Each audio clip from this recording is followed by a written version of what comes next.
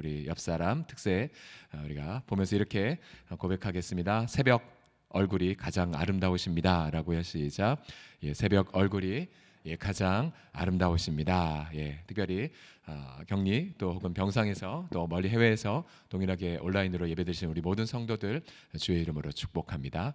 예, 제가 겪어보니까 자꾸 언급하고 격려하는 것이 필요하겠더라고요. 우리 온라인으로 예배드리는 성도들 향해 박수로 함께 격려해 드리겠습니다. 감사합니다. 예, 오늘 본문을 가지고 천국의 위로와 지옥의 형벌에 대한 부분을 함께 나누기를 원합니다. 자, 11세기에 한 책에서 보면 부자와 나사로를 이렇게 그림으로 표현을 했습니다. 한 부자가 왕처럼 옷을 입고 또 명품 옷을 두른 채 매일 파티를 하는 장면. 그러나 거지 나사로가 그 집 대문 밖에 온몸에 종기가 가득한 채 저기 그림에는 앉아 있네요. 성경에 누워 있다라고 하는데 또 개들이 와서 또 옆에 그 상처를 핥는 장면. 근데 그 다음 장면을 보시면 나사로가 죽자 천사들이 이제 영혼을 빼어내어서 데려다가 바로 옆에 아브라함의 품에 놓고요. 또 그림을 자세히 보시면 아브라함 주변에 또 많은 동일한 사람들이 함께 있는 것을 그렸죠. 그 다음 장면 부자도 죽었지만 그리고 장사되었어요. 슬퍼하는 그 가족들이 있겠지만 그러나 바로 옆에 보시면 지옥의 불꽃 속에서 고통하는 장면 이렇게 표현이 되어 있습니다. 또 이 불가리 한 수도원에 보게 되면 성 요한 수도원 릴라에 있는 성 요한 수도원에 보면 불꽃 속에 있는 부자가 아브라함과 그 품에 있는 나사로를 바라보면서 이렇게 절규하는 장면이 이제 그림으로 표출되어 있습니다. 예, 이 부자와 나사로의 이야기를 우리가 함께 보면서 도대체 예수님께서 이 이야기를 통해 우리가 들려주시길 원하시는 메시지가 무엇인지를 함께 살펴보기를 원합니다. 특별히 여러분 제가 이 말씀을 준비하면서 제 마음속에 많은 회개가 있었는데요. 어떤 회개였냐면 너무 지옥에 대해서 설교를 안 했구나, 너무 안 했구나라는 부분들, 왜 안 했을까라는 그 왜에 대한 이유를 보니까 그 이유 하나하나들이 결국 그동안 우리가 경건한 두려움을 하나님 앞에 나아가지 않았던 것, 또 복음 전도에 게을리했던 원인들이 되더라고요. 특별히 여러분 성경에서 여러분 가장 지옥에 대해서 많이 말씀하신 분이 누군지 아십니까? 성경에서 가장 지옥 형벌을 많이 말씀하신 분, 그분은 바로 사랑의 예수님이세요. 사랑의 예수님이 지옥에 대해서 제일 많이 말씀하셨어요. 그래서 마치 우리 사랑하는 가족의 몸에 거대한 종기가 자라고 있는 걸 알았는데 근데 이것을 말해줄까 안 말해줄까라는 고민하고 있는 다른 가족의 심경. 그런데 바로 그 옆에 어떠한 종기이든 완벽하게 치유하는 명의가 있는데 그 명의를 알매도 불구하고 이 가족에게 정확한 현실을 이야기하지 않는 어리석은 가족의 심경이 바로 저의 심경이지 않았을까 싶었습니다. 우리 잠시 오늘 본문을 좀 관찰해 보시면요, 본문의 주인공은 부자와 나사로인데요. 누가복음을 보게 되면 혹은 전체 성경을 보게 되면 여러분 부 자체는 죄가 아니에요. 부 자체는, 부요함 자체는. 예를 들어 아브라함 부자였고요, 다윗 부자였습니다. 문제는 자신의 부를 자신만을 즐기는 데에 있죠. 그리고 부를 만족으로 여기고 하나님을 거부하는 것에 있습니다. 그래서 예수님은 누가복음 6장 24절을 보시게 되면 이렇게 강조하고 계십니다. 그러나 화 있을진저 너희 부요한 자여, 너희는 너희의 위로를 이미 받았구나. 부자와 나사로를 보게 되면 똑같이 아브라함이 부자를 향해 말하죠. 예, 넌 살았을 때 좋은 거 받았잖아요. 나사로는 여기서 위로를 받는단다. 한편 이 나사로를 보게 되면 이 나사로는 이름 뜻 자체가 하나님이 도우시다라는 뜻입니다. 한번 따라하시겠습니다. 하나님이 도우시다. 시작. 하나님이 도우시다. 네, 누가복음을 전체를 보게 되면 여러분 가난한 자는 복음을 받고 하나님 나라를 소유한 자를 뜻합니다. 누가복음에 따르면 누가복음 4장 18절에 보시면 예수님은 주의 성령이 내게 임하셨으니 가난한 자에게 복음을 전하게 하려 함이다. 자, 여기서 말한 가난이란 이 땅에서 나의 처절한 영적 실존을 깨닫고 하나님 나라를 나의 유일한 원천으로 삼는 자를 뜻하는 거죠. 또 누가복음 6장 20절을 보게 되면 예수님이 이 말씀하셨어요. 같이 읽겠습니다. 가난한 자는 시작. 가난한 자는 복이 있나니 하나님 나라가 너희 것임이요. 자 보세요. 오해하지 마세요. 가난 자체가 복이란 뜻이 아니라 여러분 가난을 통해 하나님 나라를 자신의 부요함으로 삼으면 여러분 그 자는 복이 있다라는 거죠. 복이 있다라는 거.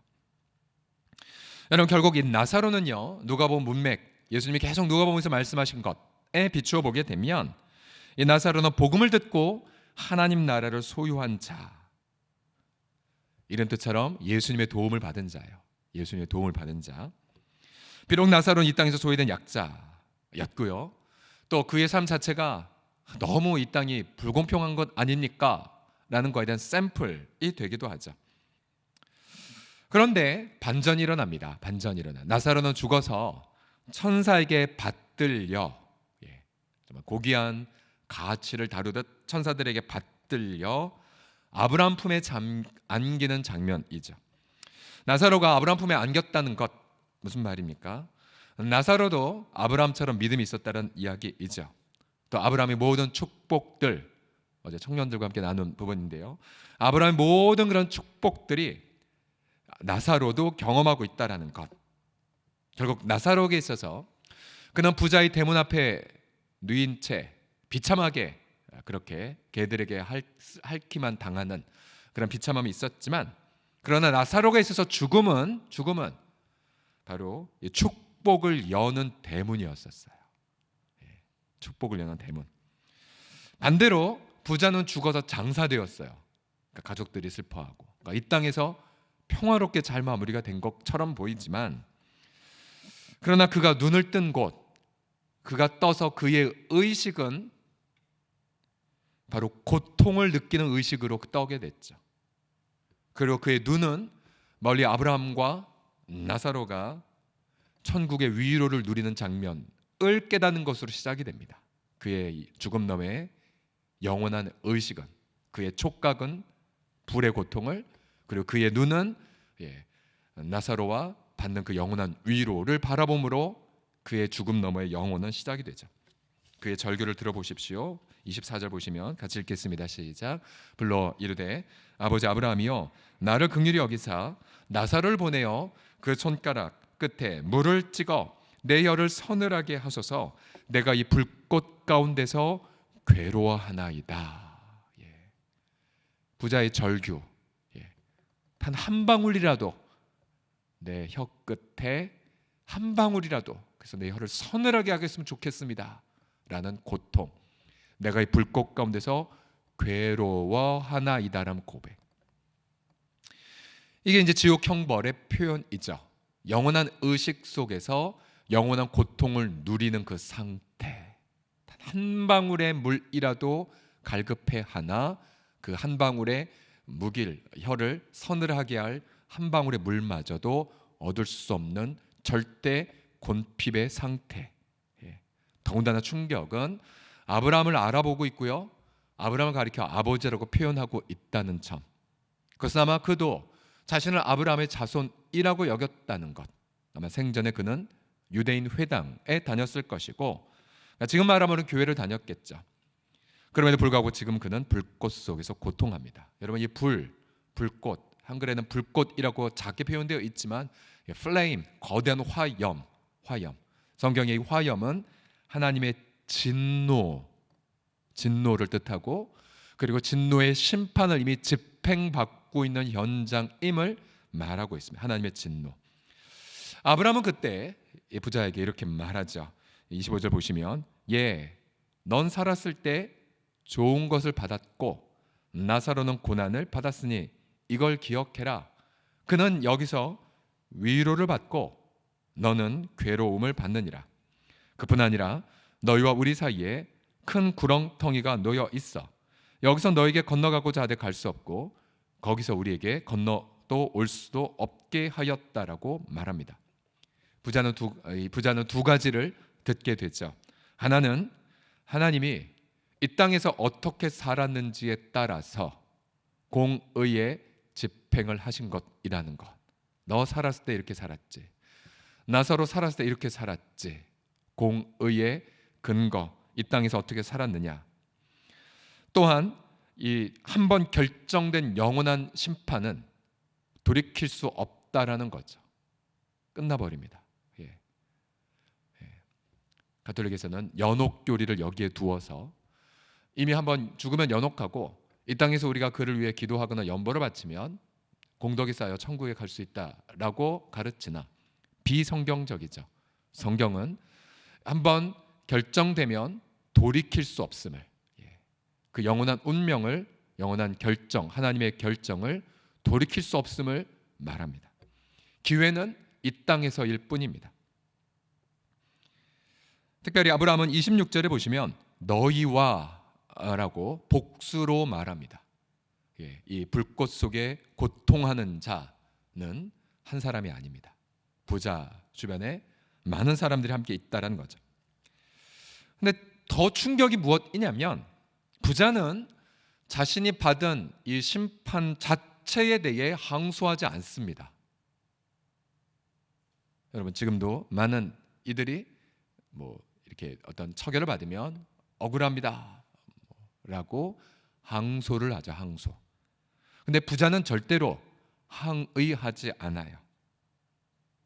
자신이 받은 이 공의의 결정 자체에 대해 받아들입니다. 이게 무서운 사실이에요. 다만 부자는 그의 깨어있는 영원한 의식 속에서 다른 가족들이 이 고통에 오지 않기를 애원하죠. 27절 보시면 그러면 아버지여 구합니다. 나사로를 내 아버지의 집에 보내소서. 내 형제 5이 있는데 그들에게 증언하게 하여 그들 이 고통받는 곳에 오지 말게 해소서. 그러니까 영원한 후회 속에 이 고통받는 곳에 오지 않기를 바라는 열망이 남아있죠. 또한 여기 보시게 되면 고통받는 곳이라는 것, 히라바에는 이 곳이라는 것, 구체적 물리적 장소를 뜻하는 단어가 쓰여졌습니다. 그러니까 지옥은 상징이 아니에요. 지옥은 상상도 아니에요. 신화도 아니에요. 구체적 물리적 장소입니다. 고통받는 장소. 아브라함은 이 요청도 거부하죠. 29절을 보시면 그들에게 모세와 선지자들, 그러니까 그 당시에 구약 성경을 전체를 뜻하는 거죠. 창세기부터 말라기까지 그들에게 성경이 있기에 성경을 통해 듣게 하라. 부자는 아니요 그렇지 아니합니다. 아버지 아브라함이요 만일 죽은 자 가운데서 그들에게 가는 자가 있으면 내 형제들이 회개할 겁니다. 근데 아브라함은 또다시 거부합니다. 31절 다 같이 읽겠습니다. 시작. 이르되 모세와 선지자들에게 듣지 아니하면 비록 죽은 자 가운데서 살아나는 자가 있을지라도 권함을 받지 아니하리라. 그리고 이 스토리가 끝납니다.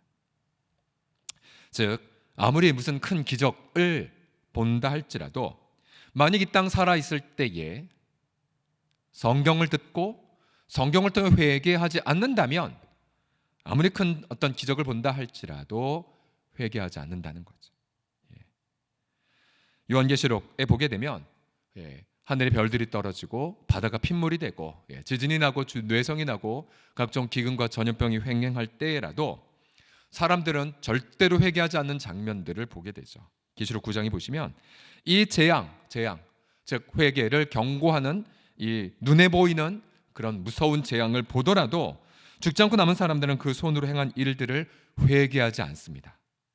오히려 여러 귀신과 또는 보거나 듣거나 다니거나 하지 못하는 금은동의 목석의 우상에게 절하고 또 그 살인과 복수가 음행과 도적질을 어떻게 해요? 회개하지 않습니다. 회개하지 않아요. 강팍함으로 그렇게 나아가는 무서운 장면을 보십시오. 아무리 큰 기적을 본다 한들 말씀을 통하여 그렇게 깨어지지 아니하면 그러면 아무런 소용이 없다라는 사실이죠. 예수님이 이런 부자와 나사로를 통해서 들려주고자 하시는 메시지가 있습니다. 3가지가 있습니다. 첫 번째가 무엇이냐면 여러분 이 세상의 모든 고통에 대한 해답은 천국과 지옥에 있다는 사실이에요. 같이 천천히 읽어볼까요? 이 세상 고통 시작. 이 세상 고통에 대한 해답은 천국과 지옥입니다. 나사로 입장에서 묵상한 결과입니다. 나사로를 생각해 보세요. 가난했고 병들었고요. 또 불공평을 겪었죠. 부자는 호화호식, 본인은 너무나 비참함. 또한 개들이 헌들 핥았다. 그 당시 개는 아주 그 멸시받고 가증한 혐오의 대상을 상징하는데, 멸시를 받았던 자 나사로. 나사로가 그렇게 길거리에서 죽었고 그것으로 끝이라면 도대체 누가 이 땅의 고통에 대해 해답이 있다라고 말할 수 있겠습니까? 만약 천국에 위로가 없다면 여러분, 나사로의 이 정말 비참한 고통을 해석할 길이 없습니다. 그러나 나사로에게 있어서 영원한 천국의 위로가 있었기에 여러분, 그의 이 땅에서의 고통은 해답이 있었다는 사실이에요. 그러니까 나사로는 이 땅에서는 해답을 얻지 못했죠. 그리고 나사로의 고통의 원인도 이 땅에서 해석을 얻을 수 없었으나, 그러나 나사로가 죽어 아브라함의 품, 아브라함이 누렸던 모든 언약적 축복, 어떤 축복이 아브라함의 축복이 내가 너를 복이 되게 할 거야, 그리고 내가 너에게 땅을 줄 거야, 또 내가 너의 하나님이 될 거야 등등, 아브라함의 언약을 나사로는 영원한 천국에서 누리게 되죠. 그래서 나사로에게 이 땅에선 땅 한 평 없었겠지만 아브라함이 주셨던 약속, 내가 너에게 이 땅, 젖과 꿀이 흐르는 땅을 주리라, 또 내가 너의 하나님이 되어줄 거야, 그리고 내가 너로 복의 원천을 삼을 거야, 아브라함의 모든 언약을 바로 죽음 너머에서 경험하게 되죠.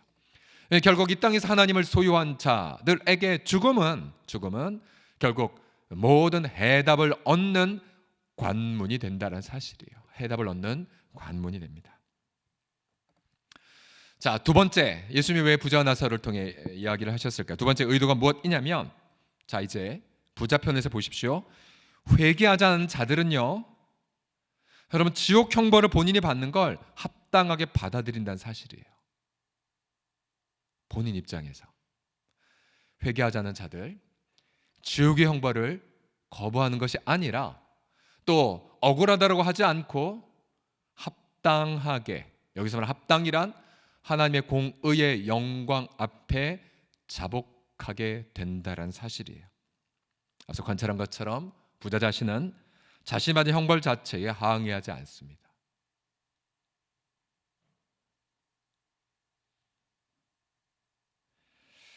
왜요? 그의 양심이 자신의 행함에 대한 합당한 벌을 받고 있음을 알기 때문입니다.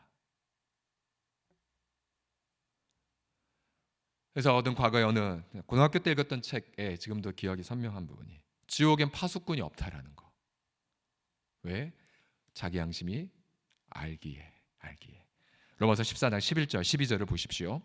기록되었으되 주께서 이르시되 내가 살았노니 모든 무릎이 내게 꿇을 것이요 그다음 모든 혀가 하나님께 자백하리라 하였느니라. 이러므로 우리 각 사람이 자기 일을 하나님께 짓고 하리라. 부자는 자신의 부를 자신의 만족의 원천으로 삼으며 복음을 거부했던 삶, 자신의 부를 가난한 이웃들과 나누지 않았던 그런 교만, 또 그런 탐욕 등등의 죄, 악에 대한 합당한 형벌을 받고 있음을 알았기에 지옥에서 탈출하지 않았습니다. 여러분, 사람들은요, 아니 선하신 하나님이 왜 지옥 형벌을 두었냐고 항변해요. 그래서 여러분, 우리 한국교회가 왜 지옥 형벌을 말하지 않기 시작을 했냐면 여러 가지 이유가 있었죠. 예를 들어서 가장 천국 지옥 형벌을 많이 말했던 분들 모습 중에 하나가 이거죠. 지하철에서 뭐 이상한 옷 쓰고 천국 영광 지옥 형벌, 그 추한 모습에 동조하고 싶어 않는 어떤 바리새인과 같은 외식이 있었고요. 또 이상하게 그런 분들의 메시지는 꼭 항상 이게 들어갔어요. 어떤 특정 이데올로기에 대한 비판, 특정 정치 입장에서 비판들이 항상 끼어 들어가 있었어요. 그래서 우리가 정말로 눈물과 함께 증거해야 될 메시지들을 사실 빼앗겨 버렸고 우리는 그거에 대해서 무감각하게 보냈습니다. 그리고 많이 공부한 분들일수록 도대체 선하신 하나님 왜서 지옥 형벌을 두었어? 심지어 우리 여러분 이름만 들어도 알만한 복음주의 학자들의 입에서 영혼은 멸절될 뿐이야. 그러니까 영혼 멸절설을 주장을 합니다. 여호와의 증인 대표적이고 또 복음주의권 안에서도 유명한 학자들이 너무 잔인한 거 아니야. 그냥 영혼이 사라지는 걸로 생각하자라고까지 주장하는 교만함을, 왜 교만이에요? 예수님이 친히 얘기하신 것을 넘어서 그냥 우리 인간의 보기에 그럴듯하게 포장한 메시지들을 우리가 많이 들어왔습니다. 분명한 사실은 부자 본인 자신은 지옥 형벌의 합당함을 인정했다는 사실이죠.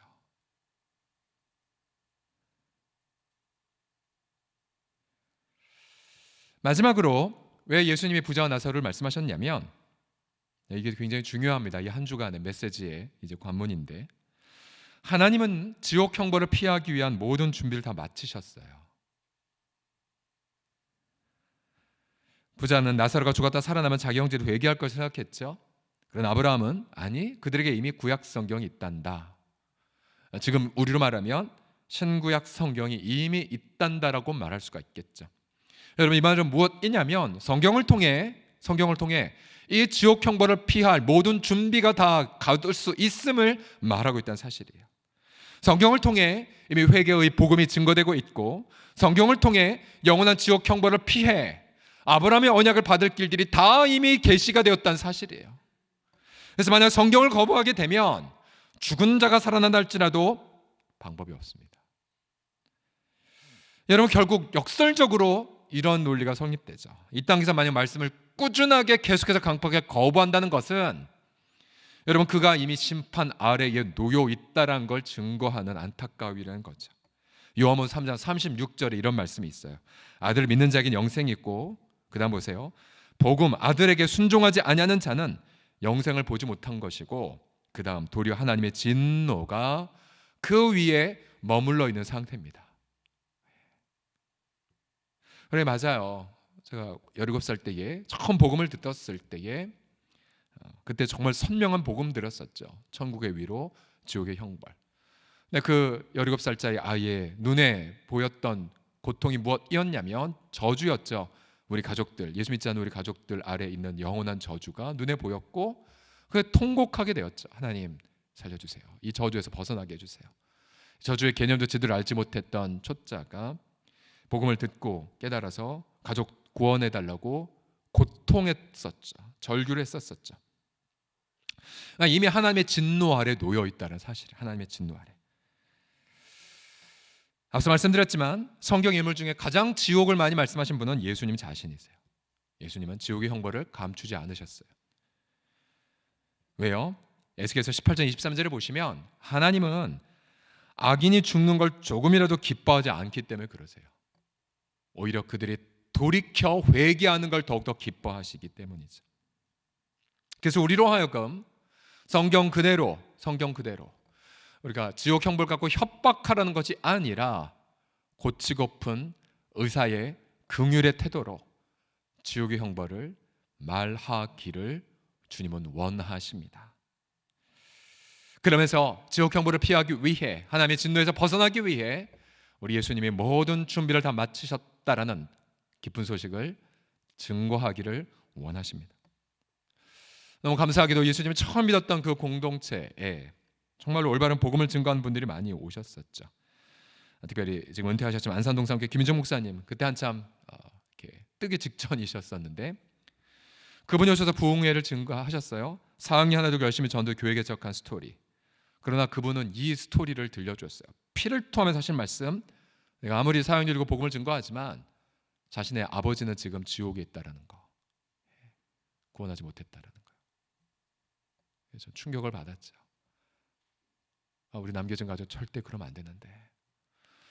11년 12년 동안 할머니 구원을 위해서 기도했을 때 할머니 끝까지 강팍하게 거부하셨죠.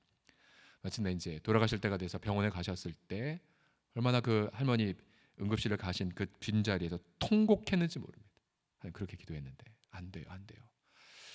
마지막 병상에서 할머님이 우리 그 당시에 그 남부교회 전도사님을 통해서 이 말을 하셨다는 얘기를 전해받았죠. 손자 믿는 거 믿어.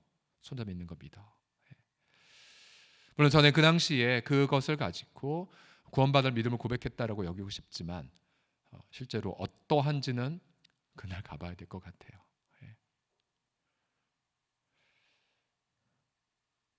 부자의 그 절규, 아버지요 나사로 제발 살리셔서 내 형제들에게 이 고통받는 곳에 오지 말게 해달라는 그 절규. 예수님은 그 절규를 우리에게 들려주심을 통해서 이 땅에서 복음 전도의 삶을, 또 우리 성도들인 경건한 삶을, 두려움을 갖도록 예수님 원하십니다. 여러분, 그래서 이 한 주간 지옥과 천국에 대한 성경적 교리를 함께 정립함을 통해서 이 세상의 불에 대한 명백한 해답, 또 우리 경건한 두려움, 복음 전도의 열심을 갖는, 그래서 이 땅의 천국의 비전을 나타내는 우리 모두가 되기를 간절히 기도합니다.